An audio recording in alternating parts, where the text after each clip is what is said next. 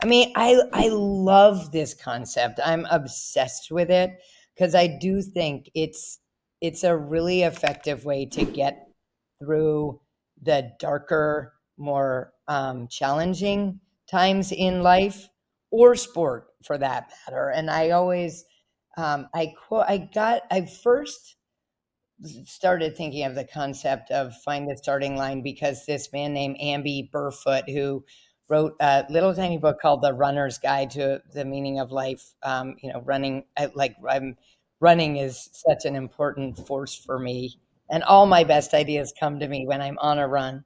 But he talks about starting lines, and he says they're amongst the most important stations in life, and and he says we need to do more than just avoid them. We need to actually actively seek them out.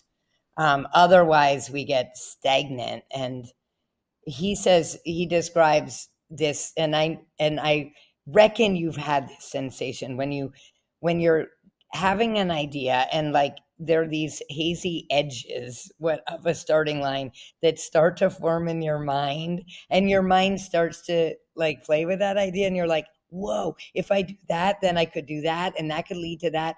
Again, it happens to me on a run. I'm not nearly as visionary when I'm not running, but that's when it's like you gotta like get off that treadmill or off that road and take action right then and there, because that is when, you know, like the most magical things can happen in your life. That's what I firmly believe. And that is potential. And so if you don't just take that leap, you'll never be able to get to see the rest of the course with all its potential. So you've got to dive in without knowing where the finish line is, what that looks like, and just like go for it and be like, okay, here's the goal. Just cross the starting line. And then just hang on for dear life and learn and just watch and see the ripple effects and all the incredible people you'll get to meet because you dared to begin.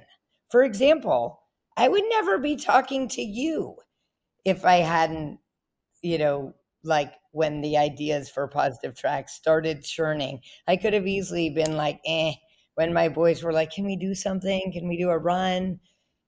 I could have just been like, I'm too busy with that.